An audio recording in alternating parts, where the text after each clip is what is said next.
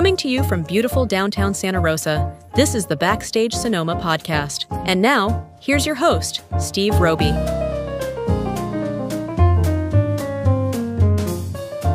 Hi, I'm Steve Roby, and this is Backstage Sonoma. Today, we're thrilled to bring you an inspiring conversation with Jimmie Herrod, a vocalist whose remarkable range and artistic vision have captivated audiences worldwide. Known for his standout performances on America's Got Talent and as a touring member of Pink Martini, Jimmie is now making waves in the jazz world with his unique sound and innovative projects. In this episode, Herrod gives us a behind-the-scenes look at his forthcoming album, Pretty Is What Changes. He also discusses the debut of his symphonic pop show, which celebrates jazz legends. Plus, he shares his approach to reinterpreting Stephen Sondheim's timeless works through a jazz lens. Our show opens with The Flower Song. It's from his 2018 album, Falling in Love and Learning to Love Myself. This is Jimmie Herrod on Backstage Sonoma.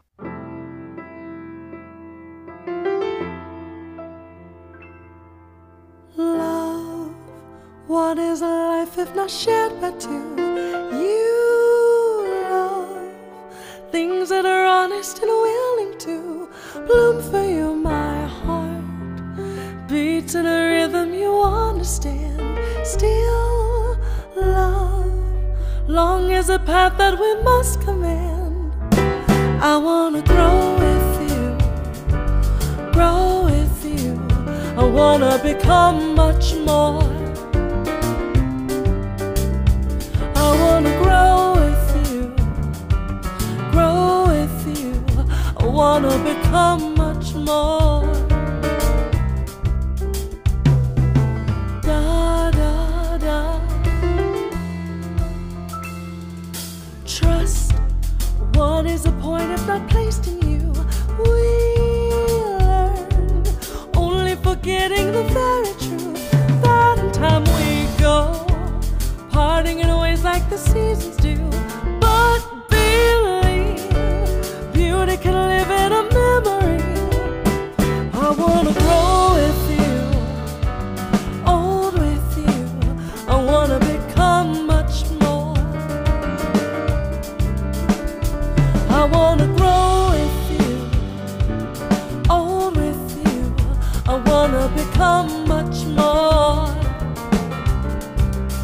I said I wanna grow with you, old with you. I said I wanna become much more. I said I wanna grow with you, old with you. I said I wanna become much more. I said Paul, take a solo. Oh, oh.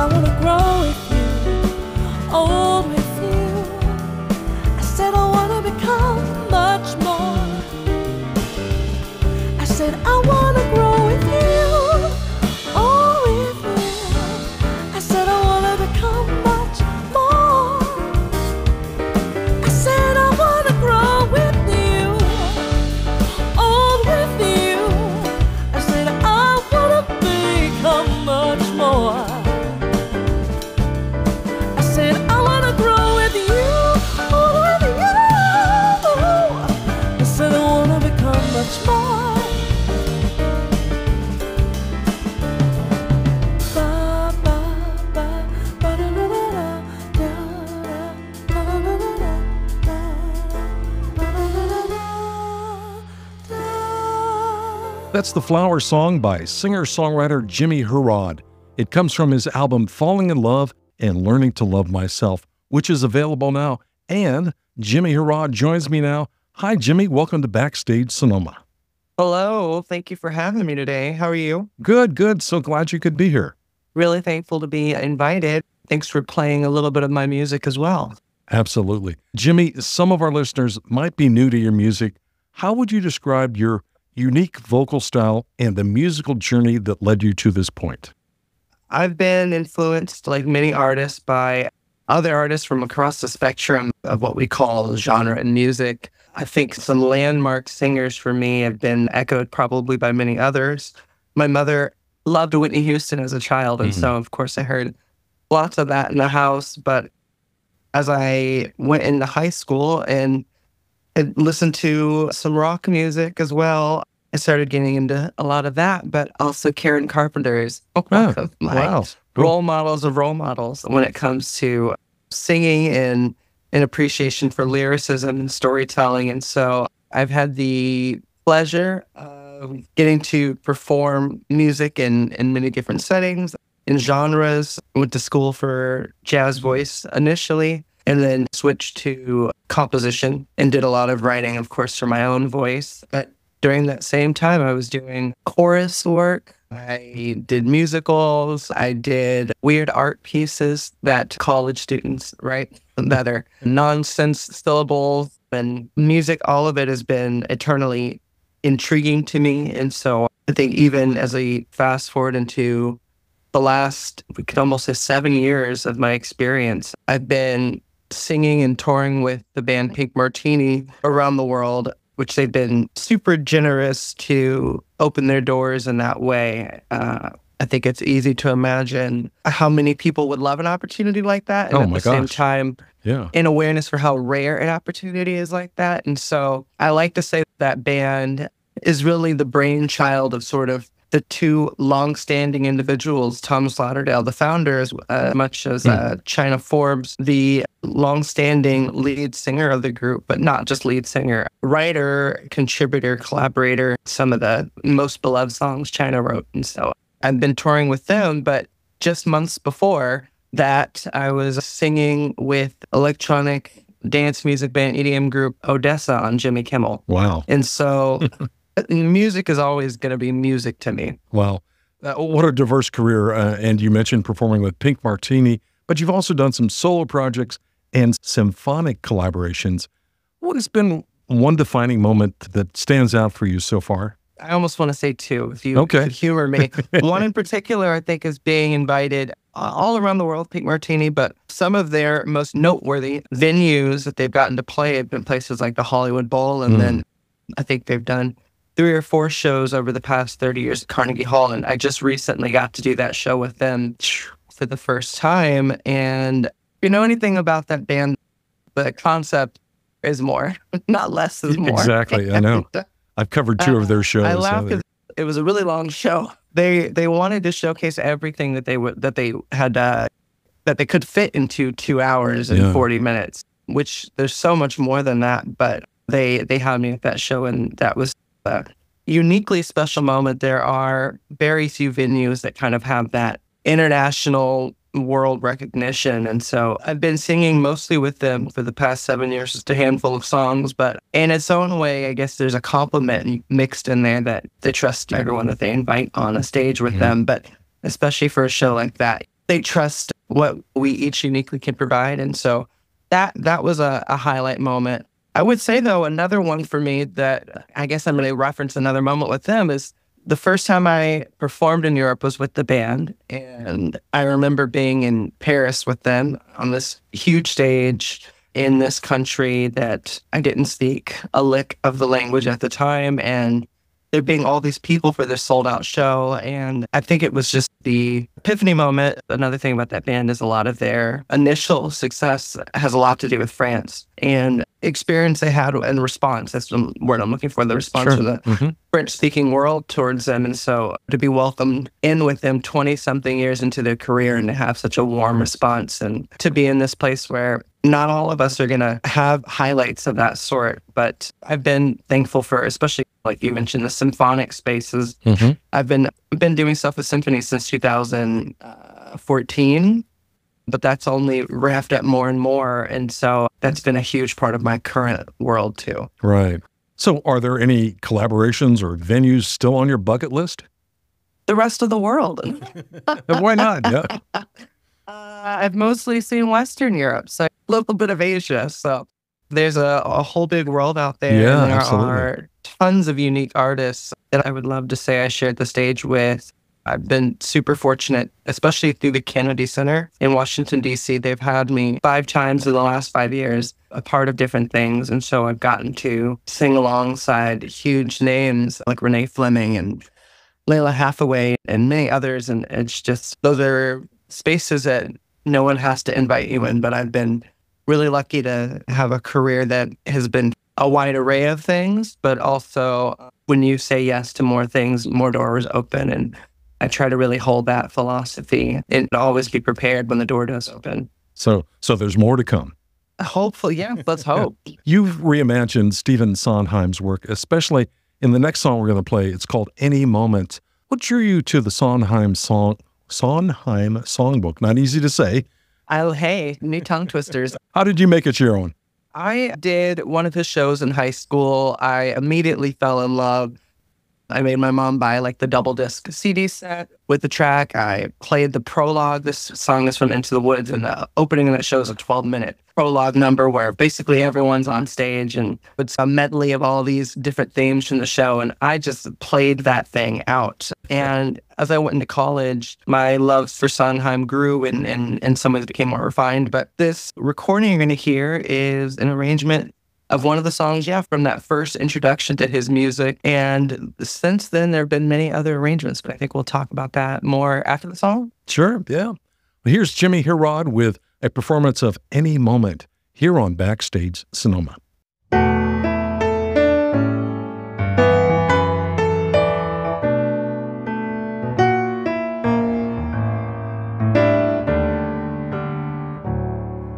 Anything can happen in the woods. May I kiss you? Any moment we could be crushed. Any moment, big or small. Here's a moment after all. Seize a moment. Skies may fall any moment. Right and wrong don't matter in the woods. Only feelings let us meet. The moment unblushed. Life is often so unpleasant.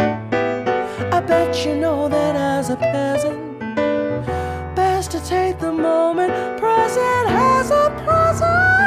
From the moment, any moment when you're de la ru da ru da ba ba la da bu da la da da da da da da da da da da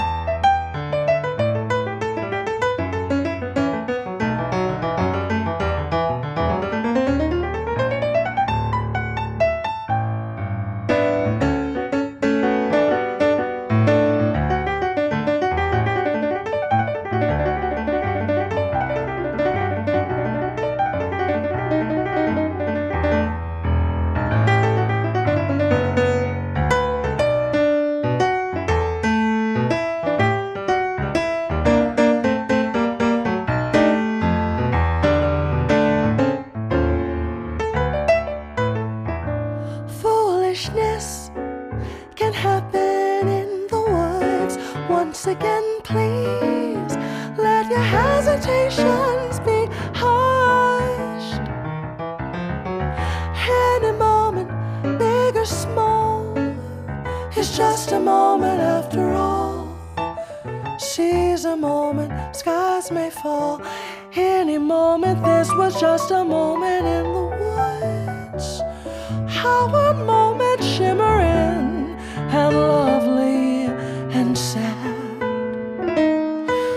Leave the moment, just be glad for the moment had. Every moment is a moment when you're in the woods. Any moment when you're in the woods. Any moment when you're in the woods. Any moment when you're in the woods.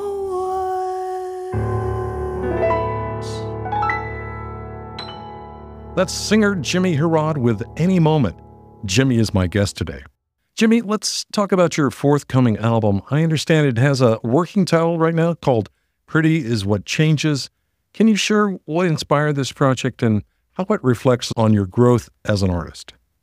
Yeah, thank you. Pretty Is What Changes is a lyric from one of the many songs written by Stephen Sondheim. I fell in love with his music really early on, and I've had the opportunity to perform in some of his shows, and that's strengthened that love. But as I've said maybe a little before, when I was in my undergrad and as well my master's, I did this thing where I started as a jazz major and then I would escape to the composition end of the building. But in my jazz experience, I thought it was so unique when you think about how so many of the songs we call jazz standards today, they all came from these golden age musicals, and the songs taken out of their context, but the songs stand alone with so much strength and stability that I felt the same about Sondheim in so many ways. I think that's obviously a fan speaking in that way, but I came to the realization that that's something I would like to do with another composer, and not just Hammerstein, but someone who has not gotten as much play, you could say, in that space. And so this album is all arrangements that I've done myself at the piano for jazz ensemble, trio, and some duo kind of stuff, piano and voice. All of songs from a variety of different shows of his. I had started this project originally back in 2013, or maybe even 12, when I did, I guess, my first arrangement of one of his songs, which has now blossomed into 14 songs. And yeah, this is music that means a lot to me. And I think as much as his creativity and mindset and perspective is being acknowledged today since his passing, I think there are many people who still have not had the right introduction for them. Musical theater is not for everybody, but I think this music can be for everybody. It's all about how you dress something up. And also, it's just another perspective on what I would just say is great music. Absolutely. Well, I guess the next obvious question is, when can fans look forward to hearing it? Oh, you and I both want to know. The plan is early spring 2025. March-ish? We're gonna hope for sometime between March and April. That would be lovely. You want to make sure that as many people get to hear the music and also have an idea of what's to come. And so everything these days is, of course, planned, and trying to have all my ducks in a row before I share this music that I think really, Sondheim's music, I think, deserves the proper treatment and opportunity to be heard. Well, let's play some more music. This next track is called Kiss Me. It's another Sondheim selection. What can you share with our listeners about this track? This one's funny. Yeah, Kiss Me is from Sweeney Todd. It's originally a duet.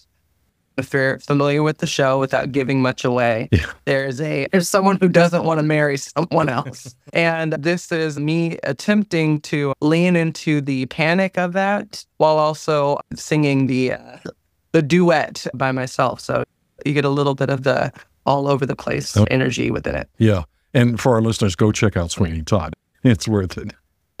Yes. Well, let's play it now. This is Jimmie Herrod with Kiss Me here on Backstage Sonoma.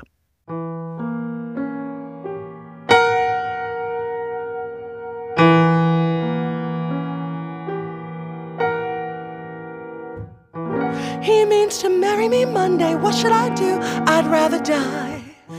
I'll swallow poison on Sunday. That's what I'll do. I'll get some lie.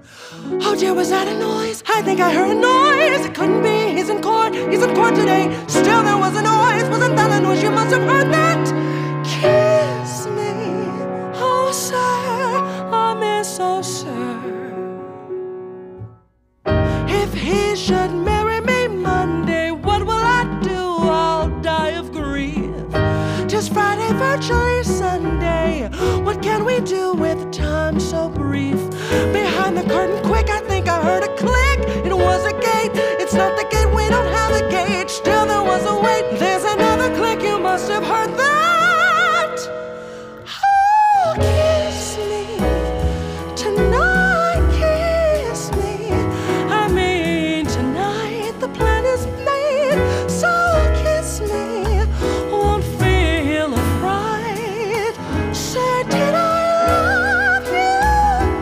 Even as I saw you, even as it did not matter that I did not know your name. It's him I'll marry on Monday. That's what I'll do, and gladly, sir. I knew I'd be with you one day, even not knowing who you were. I feared you'd never come, that you'd been called away, that you'd been killed, had the plague, were in debtor's jail, trampled by a horse, gone to sea again, arrested by the beetle. Oh, kiss me, of course, kiss me, I'm sure, kiss me, you shall, kiss me, oh sir, kiss me, of course, kiss me, I'm sure, kiss me, you shall, kiss me, oh sir, oh sir, oh miss, oh sir, oh sir. That's Jimmie Herrod with another Sondheim song called Kiss Me, and Jimmie is my guest today. Jimmie, you're debuting a new symphonics pop show, and I know we're a little ahead of the game here. In 2026, it celebrates jazz artists past and present. Can you tell us what excites you most about this project, and how are you preparing for it in the coming year?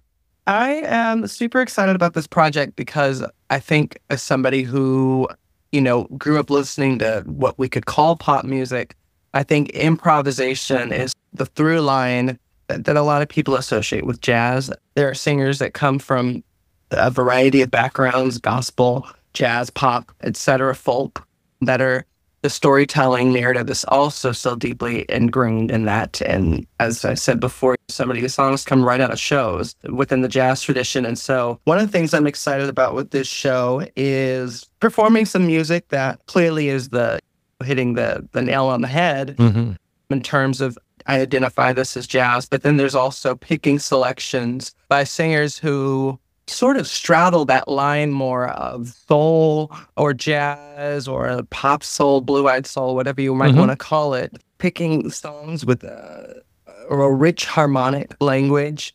And I think also with this show, one of the really exciting things too is getting the chance to do brand new arrangements of a number of songs that you don't normally hear in a context alongside your sort of zing with my heartstrings kind of thing. Not that the songs are getting that treatment, but songs you wouldn't imagine of the same set list initially. I love putting together unique projects and bringing light to music in new ways. And so this project, we've been talking about it for a bit and digging our teeth into what exactly we want to showcase with it. But I think we're really getting to that point and super excited about a number of shows getting lined up for 2026 to really make this happen. I'm really excited about your upcoming performance at SFJAZZ at the Joe Henderson Lab. It's coming up this Friday. What makes this show unique for you, and what can the audience look forward to in the set? This show's super exciting. This Sondheim project that I've been working on initially was a show, and now we've gone ahead and begun recording and recorded most of the album. This show is playing a lot of those arrangements. This is music that is so unique to me, his music that is, and getting to showcase it in a new way There have been a number of other artists across the spectrum of genre, but especially jazz artists who've all kind of taken their crack at it, trying to make these stories fit in a 60-minute set out of the context of the show. And so I've been doing this show itself now since May at a number of different venues, and this is a great weekend stretch of getting to come together. It's about 5 of us playing these songs, arranged for trio and sax and voice. And so this is, I'm super, super thrilled to be showcasing this music, especially in SF and Kumbwa, but particularly SFJAZZ because I've performed there many times, but with Pink Martini in the main room. And so typically we're there in the holiday season. And I'm actually, this year, because I'm doing a bunch of symphony holiday shows, I won't be joining them. So this is your chance to see me, San Francisco. Oh, right, but yeah. I love that venue, and it'll be a wonderful way to be reintroduced to their audience. Nice. And let me remind our listeners, Jimmie Herrod will perform 2 shows at SFJAZZ's Joe Henderson Lab on Friday, November 22nd. Gosh, that's coming up real soon. The first is at 7 p.m. and the second show is at 8:30 p.m. You can pick up tickets right now at sfjazz.org. For those in Santa Cruz in the South Bay, you can catch Jimmie at the Kumbwa Jazz Center on Monday, November 25th. Ticket links for all of these shows can be found in the show description for this episode. And be sure to stop by Jimmie's website, jimmiebeingjimmie.com. I love that website title for his latest music and tour information. Jimmie, it was just a blast having you on the show. Please come back and visit us again real soon. Steve, thank you for having us. It means a lot, and I really appreciate your time. Hey musicians, would you like to be a guest and promote your upcoming concert and latest release? It's easy. Just email the host at backstagesonoma@gmail.com. Now, let's get back to the show. Thanks for listening to the Backstage Sonoma podcast. Join us next time for more great interviews and music from local and touring musicians. You can find us on the web at backstagesonoma.com.